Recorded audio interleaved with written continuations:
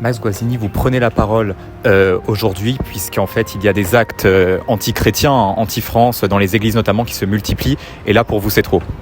C'est un scandale quoi. Les églises qui brûlent, il y a une épidémie, il y a des actes anti-chrétiens un peu partout, on casse les statues, on vole dans les tabernacles, on assassine des prêtres comme le Père Hamel en pleine messe, ou à Nice par exemple. Je crois que c'est une honte parce que, encore une fois, c'est notre patrimoine. Qu'on soit chrétien, qu'on soit catholique ou pas, les églises, ça appartient à tout le monde. Ça appartient à chacun des Français. Donc, les détruire, c'est nous détruire nous-mêmes.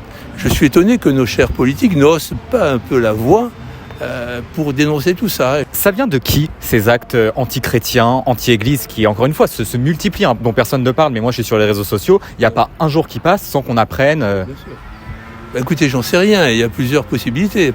Il y a les gens qui sont laïcards, soi-disant, qui demandent que les statues soient enlevées des places publiques. Mais est-ce que c'est eux qui vont, par extrémisme, détruire les églises ? C'est possible. Il y a peut-être, mais je crois pas trop, les antifas, c'est possible.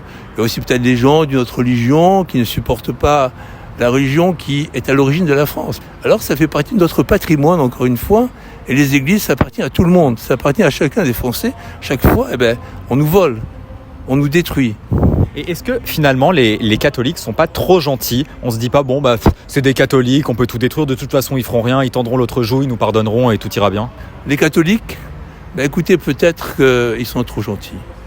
Mais je crois qu'il faut cesser d'être des agneaux qui vont à l'abattoir.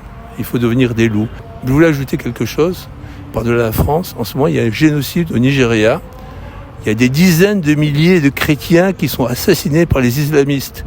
Et personne ne dit rien. Voilà, ça n'intéresse pas les médias. Peut-être parce que ce sont des chrétiens.